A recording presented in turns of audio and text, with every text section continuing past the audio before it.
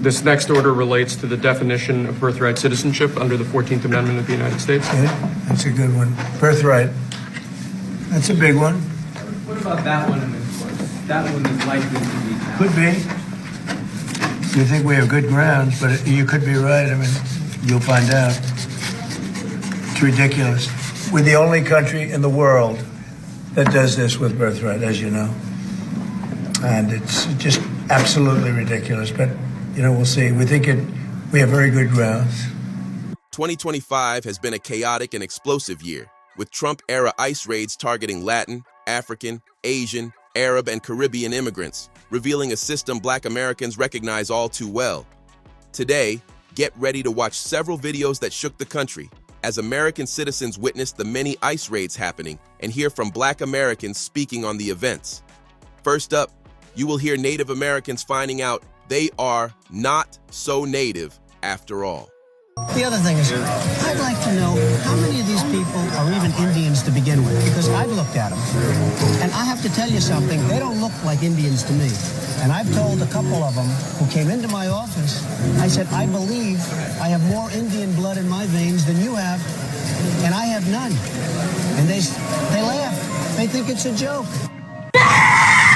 No, my daughter! Native American was just arrested and ICE tried to deport her. You may recognize Native American actress Elaine Miles from her roles in Northern Exposure, The Last of Us, and Smoke Signals. She says ICE agents approached her last month near a bus stop in Redmond, Washington, asking for her ID and then said it looked fake. And I kept telling them that it was from a federally recognized tribe in Eastern Oregon, and it's a federal ID, and only enrolled members can get those because they kept saying anybody could make them. Also in November, Leticia Jacobo, an Indigenous woman, was set to be released from an Iowa jail after serving time for a traffic violation. But her aunt, Maria Nunez, says things went downhill when family tried to pick her up.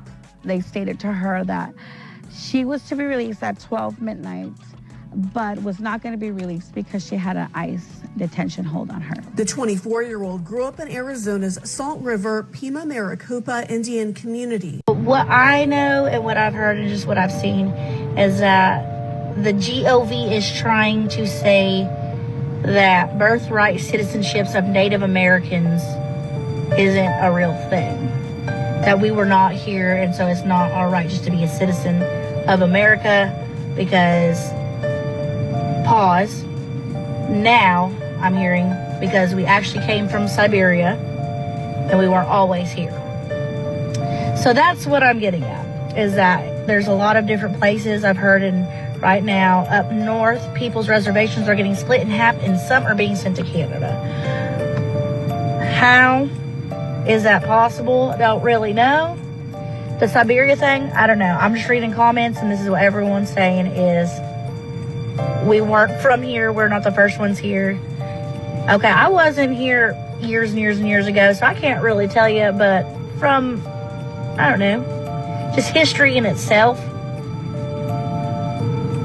I don't know where the hell we're all going to go. So be it. I mean, turn up in Siberia, I guess. You know, all my natives are just going to meet me there. We're going to have a big old party in 49, you know? That's probably what we're going to do. So you from Louisiana, huh? Georgia, Texas, the Carolinas? Let me wake you up. These 50 states you see today, they're recent, created by conquest, not origin. Before the U.S. flag ever touched this land, this was already divided into empires, nations, and tribal territories, thousands of them. And if you were born in one of these states, you might actually be standing on the bones of your own kingdom. Louisiana, you may descend from the Washita de Dugdamundia Empire. Also, the Tunica, Huma, Choctaw, and Yamasee. This was royal land, straight-up empire. Stolen during the Louisiana Purchase. Georgia, you're likely Yamasee, Creek, Muskogee, Oglala. These were sovereign nations, not tribes before the Trail of Tears and Indian removal. Florida, you're looking at Seminole, which included Black Maroons and Yamasee. Also Calusa, Appalachia, and Miccosukee. Many had African and indigenous roots. Don't let them lie to you. Mississippi, Alabama, home of the Choctaw, Chickasaw, Natchez, and the Mound Builders. That's sacred ground. You ain't just Southern, you're indigenous royalty. Texas, you might be Caddo, Tawakoni, Karankawa, or part of the Washita Imperial Stretch. Also, some Black Seminoles and Comancheros escaped here, south of North Carolina. You're likely Cherokee, Catawba, Yamasee, or Saponi. Many of them were reclassified as freedmen or colored, but they were nations. New York, you could be Lenape, Iroquois, or Mohawk, the original lawgivers of Turtle Island. Some early Moors merged with these nations during colonial resistance. California, the so-called Black Indians of Cali were Tongva, Chumash, and Washoe. They don't teach that the West Coast had melanated tribes, so no, you're not just Black. You're not just African American. You're indigenous to the land. You're royalty from the soil. But they reclassified you, called you freedmen, colored Negro, just so they could steal your inheritance. Want to know where you're from? Don't just look at Africa. Look at the land you stand on. That's your root. That's your tribe. That's your empire. Let me be clear. This video is not about gun violence. This is about protecting your legacy, your lineage, and your lawful rights. My name is Erica. I'm an indigenous woman to this land. I represent the Nativa Party, a movement dedicated to truth, sovereignty, and rebuilding what was stolen from our people. So, it's about time y'all know the truth. And y'all already know. I'm gonna give it to you. See, if y'all actually go do y'all research and study deep into those history books, you will realize there was Afro-Indigenous people on this American land. And after a while, there was a people called Siberians. You can go look them up right now. They're Euro-Asians. They crossed over the Bering Bridge. You can go look that up. They came over and they was greeted and welcomed by an Afro race, a Black race. This Black race greeted and welcomed them, and they also allowed them to live amongst them. And they lived in peace together. Some of them even started having children. That Black race that was here on the American soil, they allowed these Siberian Asians to come over. They greeted, welcomed them, and let them in with open arms. They was living at peace. But then, down the line, that's when the Spaniards came over. Christopher Columbus, all them, he was Spaniard. All right, now stay with me, because you know how they teach y'all in school that Christopher Columbus, the one that was here first? Mind you, at this very moment, I'm telling y'all, it's just the Afro-Indigenous people that was there first. And then they greeted the Siberian Asians over there. So now the Spaniards finna come. Christopher Columbus. These Siberian Asian people that the Afro-Indigenous people allowed to come over there and welcome them with peace and open arms. Tell me why they decided to gang up with the Spaniards and to enslave the Afro-Indigenous people that allowed them to be on this land. So basically the Siberian and the Spaniards betrayed the people who welcomed them even on this land. Those Siberian Asians and them Spaniards betrayed those Black people that was here already on this land. And they began to enslave them. So these Siberian Asians and these Spaniards started having kids and basically conjoined together. They became one. So now these Siberian Asians and Spaniards is having kids together. The Spaniards started enslaving these Afro-Indigenous people that was here, and the Siberian Asians helped them. And some of those Siberian Asians even became bounty hunters for the Spaniards whenever their slave ended up getting loose or trying to run away. So some of these Siberian Asians became bounty hunters for the Spaniards for when their slave escaped. And that's where you get the scalping of the head from. Next, you will watch Hispanics getting their wake-up calls. You feel proud to be American. Raise your hand. God bless America.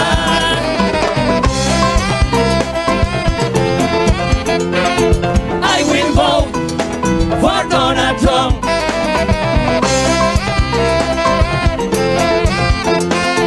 I will vote. Raise your hand. Come on. For Donald Trump.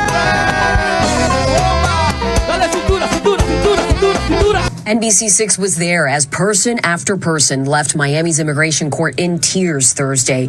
Yanet Correa could not hold back her pain. Una injusticia, una grande injusticia. She screams injustice after her husband was placed on an expedited deportation order after showing up to his immigration check-in in Miami. The detentions are not only creating panic and fear, but Correa's immigration attorney tells NBC6 it's also creating confusion. When a person enters the U.S. at the border, they decide what law to process you under. And now here in court, they're deciding to process you under a different law. Immigration court attorney Antonio Ramos tells us this is now the new normal. What I have been seeing is out of the few people, most of them, they have crimes, previous crimes.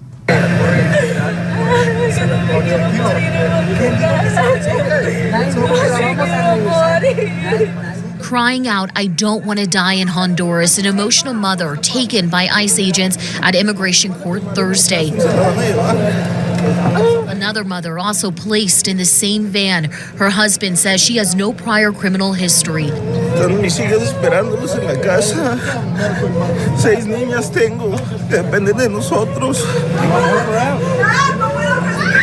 But like most arrested, she had just had her case dismissed by a judge. We were requesting a merits hearing, and the judge declined to set a merits hearing because DHS asked for the case to be dismissed and the client to be ordered removed, saying that it was not in the government's interest to hear a full case. These videos shared to us show agents in the lobby of the immigration court waiting for migrants, one agent even holding what appears to be a list with pictures. Shortly after, you see agents escort an entire family into a charter bus. ICE says these arrests are a part of the Trump administration's plans to reverse former President Biden's so-called catch and release program. They are now utilizing expedited removals. It allows them to fast-track deportations for people who have been in the country for less than 2 years. These arrests are evoking fear among people who have upcoming hearings. But ICE wasn't just at immigration court Thursday. Our cameras capturing agents and state troopers taking 3 undocumented migrants who appear to be landscapers into custody at a shopping center. ICE officials wouldn't tell us their nationalities or if they face any other criminal charges beyond entering the country illegally. Many migrants are fearful to show up to immigration court. However, if they don't, a judge could rule they be immediately deported.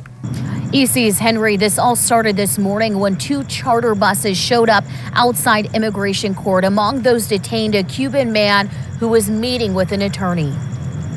When he got out of the car, they called him by his name, and they were there waiting for him. My son had an appointment with an attorney, and they took him without any explanation or anything. A mother distraught after her 21-year-old son was taken away by ICE. She says he came to the U.S. from Cuba 9 months ago. Her kids crying, families, like this, it's sad. He is just one of dozens of people taken into custody Wednesday outside the immigration court.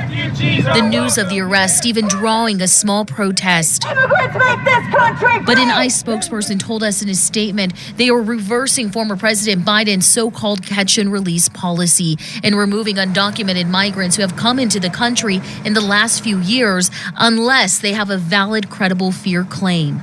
Latinos for Trump. Specifically, Miami Cubans for Trump. Bring your ass. You bitches on my docket today. Y'all are the definition of political pygmies. You're so eager, like ready, willing, and fucking able to go from one dictator to the fucking next. Now, I know y'all not systematically accustomed to freedom, but trust me, it's a good thing. Now, when it comes to you white presenting Cubans, I can understand, whether it be you naturally look that way or, you got the work done. I can understand your delusion in terms of, having proximity to whiteness and thinking that you're going to get a seat at the table. And while you may get a seat, it is with the expressed understanding that the moment you act familiar, them envelopians gonna put you in your place quick, fast, and in a motherfucking hurry by letting you know that you're simply a guest. But again, you look the part, so I can understand. But it's you Celia Cruz looking motherfuckers that blow me. Have you niggas looked in a fucking mirror? Like, let's keep it a fucking Goya bean in this bitch. The closest you're getting to a seat at the table is looking at that motherfucker through the window while you cutting the grass. Like, it is what the fuck it is. But since y'all think y'all got it like that, let's try a little experiment. When ICE roll up to collect you niggas, Elian Gonzalez style, I want you to look them square in the face. And I want you to say these 5 words to them. I know black eye Cuban. And let me know how the fuck it goes. Send me a postcard with Fidel on the fucking front. And when they send you back home, I hope you can't take shit with you but your fucking MAGA merch. As a permanent reminder that the president you voted for is the same president that sent you fucking packing. For decades, we've been trying to give y'all a wake-up call. I bet now you niggas wish you would have picked up the phone. Yeah. What's ground? Keep it great. What's it about? I will vote to be deported. Oh my God, I will vote to be deported. Oh my God, I will vote. I will vote to be deported. Oh my God, that sucks. You didn't even get deported to your country of origin. They sent you all the way to Africa. Oh, Jesus. When you get on your knees for white supremacy, the leopards will always eat your face, you see. So maybe next time you'll join the black community in the fight, because ultimately, collectively, we have always been right. Then we have the Arabs getting a surprise. You're going to be under arrest. So turn around. Okay, let's not. Okay, he's not resisting. He's giving me his phone, okay? He's not, I understand, he's not resisting. Like, there's no need for this. Don't worry about it. You're going to have to come with us. Don't worry. I'm coming with you. Don't worry. You guys really don't need to be doing all of that. It's fine. Habibi, كيف بدي أتصل فيك? Take Amy. Call Amy. Okay. Hi, Amy. Yeah, they just like handcuffed him and took him. I don't know what to do.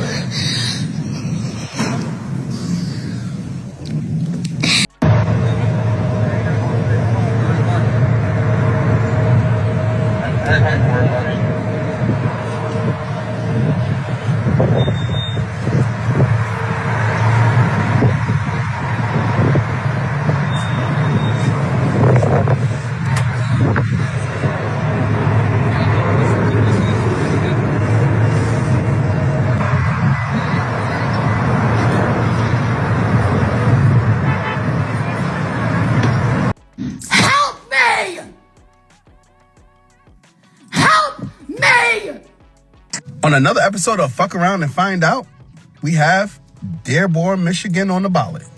Dearborn, Michigan with one of the highest populations, if not the highest population of Muslims in America. ICE will be ramping up their ICE deportations in this area. The funny thing about this is that these are the same people who overwhelmingly voted for Trump and Jill Stein. These are also the same people that said they would vote for Satan before they vote for Kamala Harris. That they would vote for anything other than Kamala Harris, and that they would do anything in their power to make sure she does not become president. Well, Muslims of Dearborn, you're getting exactly what you asked for. Now the same people you stood shoulder to shoulder with and stood in unity and voted for Donald Trump with want you to go back to your country.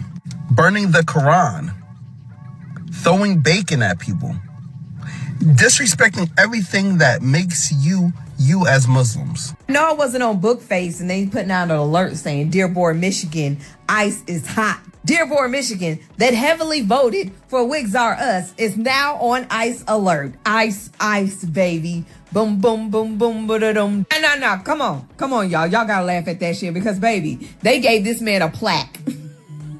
They let him speak.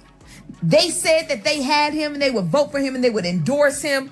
All he had to do was protect them. It's only been a year and y'all asses are gonna be running and ducking. I hope your papers are in line. That proximity to whiteness will get y'all asses every fucking time. I don't know who said this today, but I remember it. When something like this, it's not that you're conservative, it's that you need white approval more than anything else. Y'all thought Kamala Harris was gonna have y'all asses hanging out to dry. Now y'all gonna be ducking and dodging. You can't pay off ICE. They coming to collect. have your green cards, your visa stamped on your fucking head, and may the odds be ever in your favor. Now you will see Asians finally start to realize they are not model minorities after all.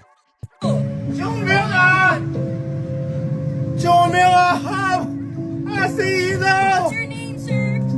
Jason. Say your name. Jason. Are you from here? Oh my God, they're just taking this man. I see you. Dude, you guys. This is so scary, you guys. Poor man, dude. Like, so many people are taking this man. On a Homeland Security investigation bust in Los Angeles, according to a post on X, 36 Chinese and Taiwanese nationals were arrested for being illegally present in the United States. Video shows them here detained, handcuffed, and being loaded onto vans. No word on the exact location. According to the Post, the arrests were made during an enforcement operation in an underground nightclub with the cooperation of various federal agencies. In the state of Georgia, and they had raided the Hyundai factory in Georgia, and they arrested 475 immigrants working in there. And as they were bringing them out, I saw iPhones, I saw name brand clothes on these immigrants, I saw all this stuff. Hyundai fucked up and ignored all protocol and hired a whole bunch of illegals. Now what, Hyundai? What the fuck you gonna do now? They done detained 475. And then when you looked at the parking lot, they had all them nice vehicles, all at the motherfucking American expenses. And then some of y'all, they just here to work. Well, while they were here, why didn't they want to get legal? Y'all just kill me with the bullshit. I'm glad ICE doing what the fuck they do. ICE keep up the good goddamn work. And Hyundai, one question. Are y'all hired? A lot of Asian Americans thought that they were exempt from the ICE raids, and they are quickly finding out that that is not the case. Nonetheless, I saw somebody say that they looked up the stats, and over 60% of Asians in Georgia voted for Trump. So they voted for this administration who is doing mass deportations, thinking that it was not going to affect their community. And I seen an Asian girl making a video about it, and she literally said Korean or Asians are normally not the target, when it comes to deportation. Y'all remember what happened when they fought and sued to get rid of affirmative action, and then their acceptance rates decreased tremendously, while acceptance rates of African Americans or black people who they thought were getting in by affirmative action remained the same. They think they are the exception, and every time they find out. Up next are the Caribbeans getting visits from ICE. I'm not going back to Haiti. One of those threats is this illegal alien from Haiti. ICE says he's a gang member with 17 criminal convictions in recent years. Trump, you feel me? Yo, Biden forever, bro. Thank Obama for everything that he did for me, bro. Do you have any reaction?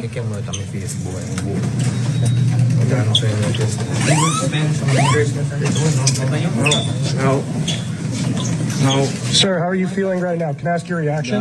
No question. No question. What country are you from, sir? Sir, are you a U.S. citizen? How do you feel about being deported? I don't answer any questions, boss. No questions. All right, sir. You're being the same. You have the right to remain silent. You don't have to answer any other questions. What country are you from? Documents. Idris Michelin moved to South Florida when he was just 3 years old. Now at 32, he's back in Haiti with his American wife.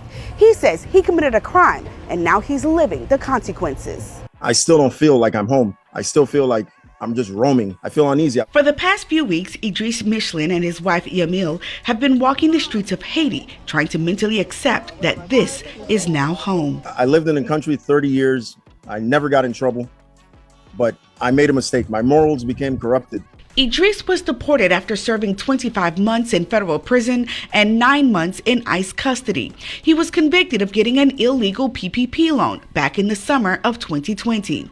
He was living in the United States as a permanent resident, graduated from Southridge High School, and went on to Miami-Dade College. Hey man, I'm trying to tell y'all, ICE ain't playing, man. They don't care if you a lawyer, a doctor, a police officer. If you overstayed your visa, if you here illegally, and you're a police officer, a doctor, anything, they don't care about that. They're gonna detain you and send you off. People are asking, why is ICE coming to these work sites? And I'm gonna, share with you what you guys told ethnic Black Americans. It's really important not to be lazy in America. If you have a great work ethic, everything will be just fine. As long as you work really, really hard, you'll be just fine. ICE will not bother you if you're working hard. So if they're at your work site and they are taking you away or your friends away, you have to work harder. Somebody knew you were lazy, and you can't be a criminal. So either if they're taking you away at the work sites, or you either were a criminal or you were just lazy. And in this country, we have a really strong work ethic, and you have to work really hard. So I'm sorry if this stings a bit, but you can't be lazy in America. You gotta work really hard. So if you see the ICE agents coming and they're kind of running towards you, all you have to do is just work a little harder, and they'll just pass you up and they'll just go to the next person, okay? So just make sure that you work really hard, have a good work ethic, and don't be a criminal, and comply. Don't run. Last, Africans receive their extreme rude awakening as ICE rolls through their neighborhoods. وعلى السريع أنا معهم ملينا دبي أنت اللي وضو باسبوركي ولا قاطي وعلي ساوك جرا أنتو قفوا إمبسي لزال لكورو إلا كبغض لسؤال عندي علي I don't want to be here no more. I'm so tired of being here. This place. This is where I'm living.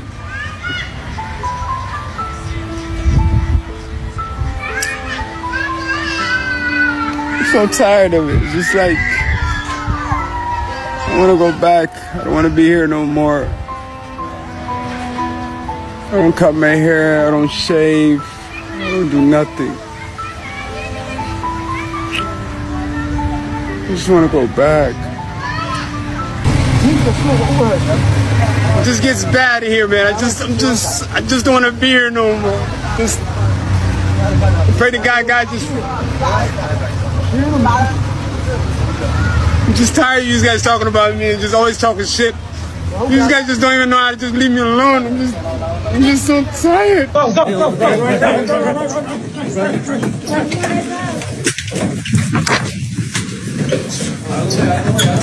This is the freedom. I'm coming to my process immigration. What country are you from? I'm from Western Sahara. Amigo, não tem problema. Amigo, eu não tenho problema, amigo. Don't be, man. Sorry.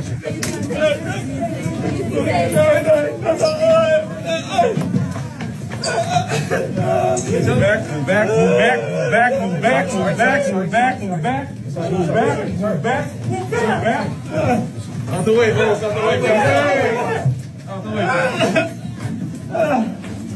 You're gonna get knocked down. Move. What's up? Yesterday, I got my feelings hurt so bad. So I asked a question on one of my posts. Why are Black Americans boycotting African braiders, right? And so a lot of people got in my inbox and they just shared videos with me. And so I'm going through these videos. I think I might have got 13, but I saw enough.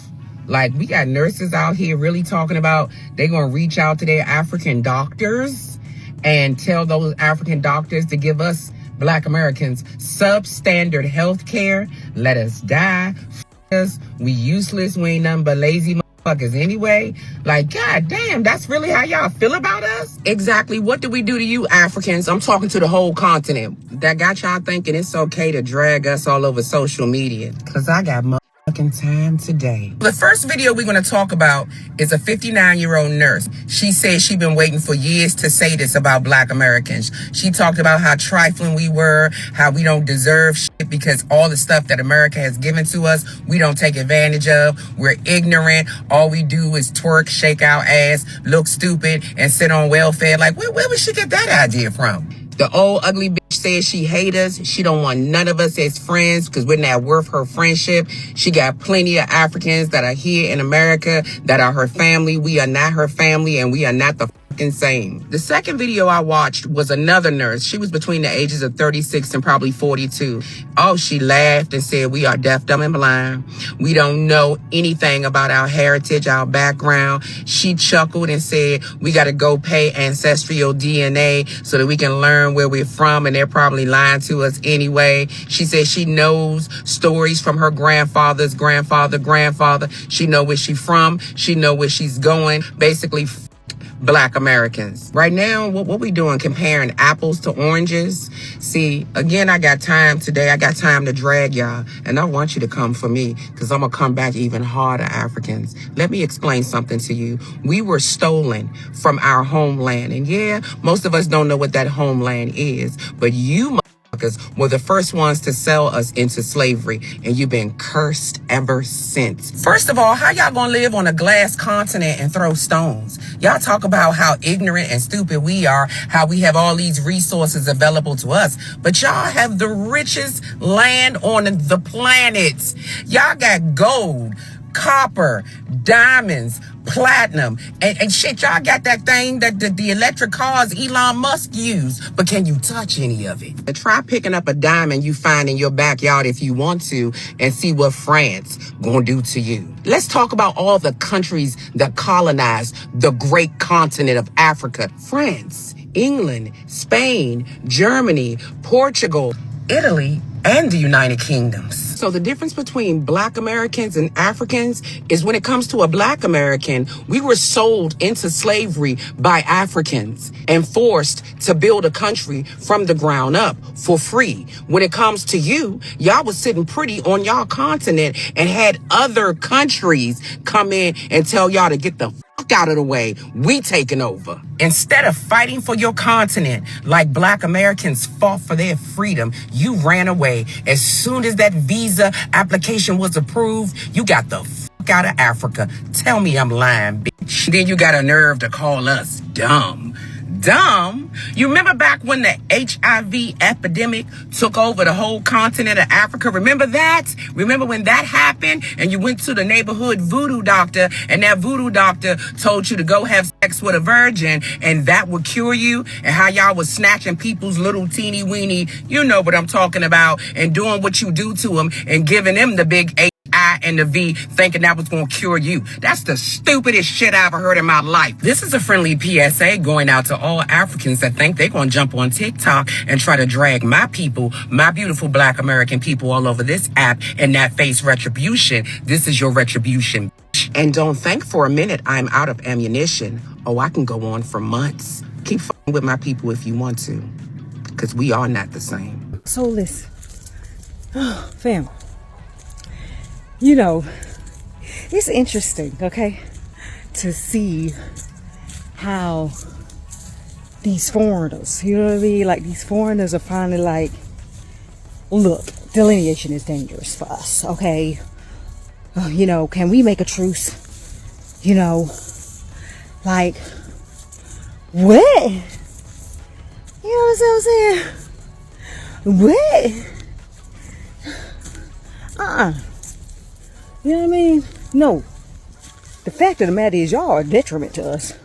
You know what I mean? You've proven that you're a detriment to us. Okay? Like, you've proven you can't be trusted. You've proven you might just be the enemy. You know what I mean? And I know it ain't all of you. Okay? I'm gonna tell you, I always gotta put that disclaimer in there.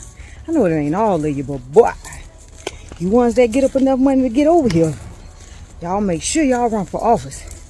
Y'all make sure your goal and your mission is to undermine what the fuck we got going on over here.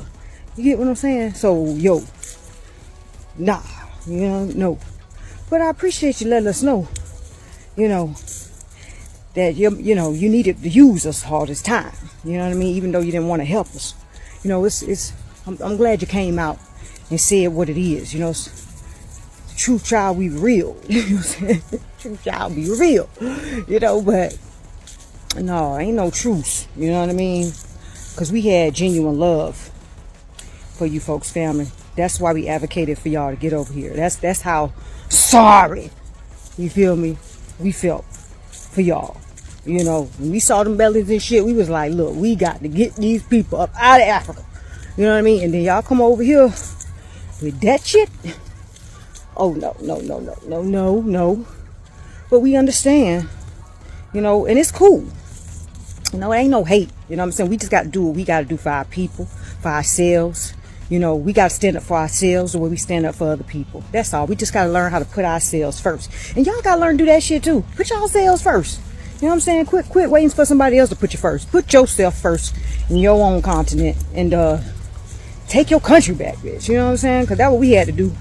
That's what we going to continue doing. You know what I mean? Till we back in the position of the power that we need to be in. That's all it is. The family. Sign a petition in bio. FBA all day. Peace and blessings, love. Ethnic Black Americans, Killmonger was right. He was a little psychopathic in how he carried it out, but his mind was clear in terms of what he was doing and why he was doing it.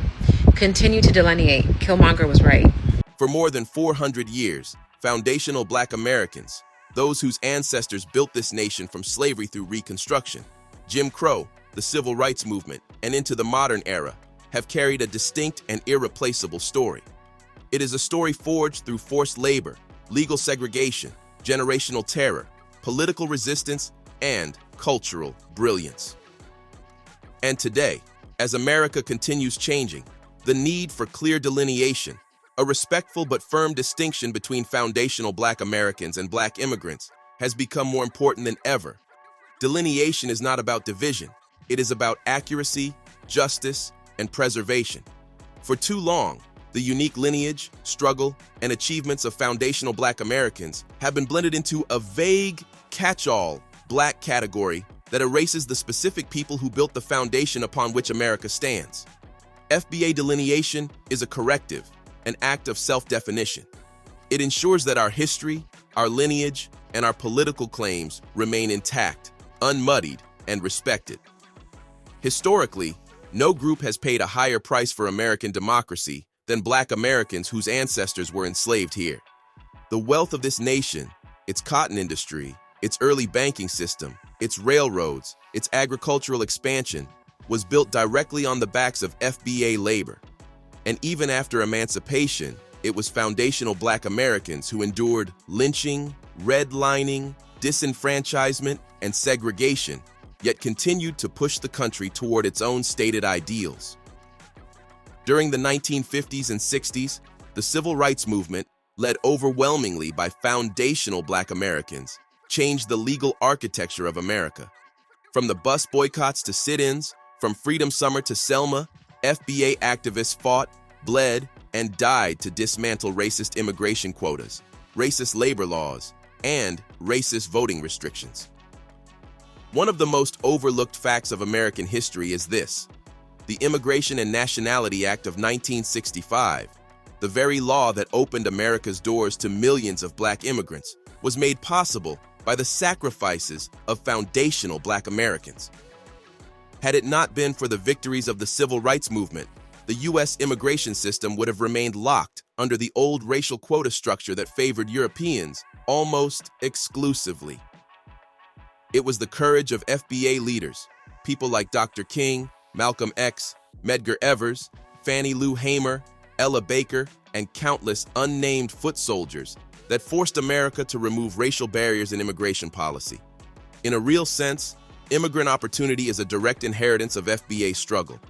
Yet as the decades passed, especially from the 1970s forward, many Black immigrant communities began entering America without the historical context of the FBA fight. And instead of solidarity, many arrived misinformed, influenced by anti-Black stereotypes, or pressured to assimilate into anti-Black racial hierarchies. Some gravitated toward distancing themselves from Black Americans, adopting the biases of the dominant society to gain proximity to whiteness. In many cases, politics, workplaces, corporate spaces, academia, and business sectors, certain immigrant groups aligned themselves with conservative anti-FBA institutions. Others participated in reinforcing disproven myths about foundational Black Americans being lazy, criminal, or undeserving, even while benefiting from the system's FBA ancestors forced open. This resulted in tension, resentment, and cultural disrespect. Our culture, jazz, hip-hop, gospel, soul food, our fashion, our language, our struggle, was copied, commodified, or dismissed, yet rarely credited. FBA history was overshadowed by Pan-African narratives that ignored the very specific American lineage of enslaved Black people and their descendants. And now, something new is happening. Many immigrants who once believed they were insulated from anti-Black hostility are receiving wake-up calls. Under Trump-era policies and rhetoric, they face travel bans, deportation pressures, job discrimination, and the realization that aligning with white supremacy never saves you from white supremacy. This has exposed a hard truth.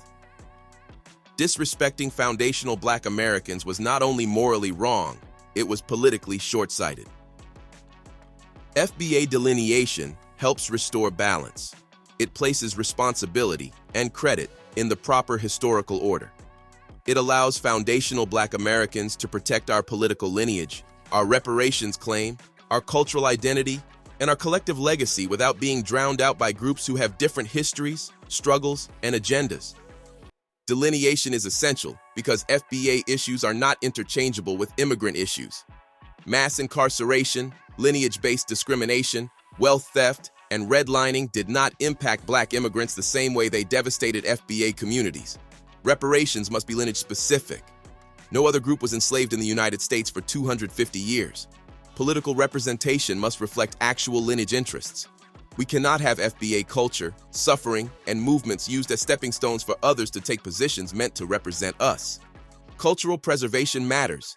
The experience of being a descendant of American slavery is unique, irreplaceable, and not to be homogenized. Today, delineation is not about hostility. It is about clarity. It is about the right of a people to define themselves, honor their ancestors, safeguard their legacy, and speak with their own political voice. At this moment in American history, as economic pressures rise, political lines sharpen, and immigrant communities feel the realities of U.S. power structures, foundational Black Americans stand at a crossroads. We are reasserting our identity, reclaiming our story, and demanding the respect that was long denied. This is not just a cultural shift, it is a historical correction, a necessary one, and an overdue one. Tell me what you think about this topic. Hope you find the information in this video informative. Feel free to like, subscribe, share, comment. Thanks for watching.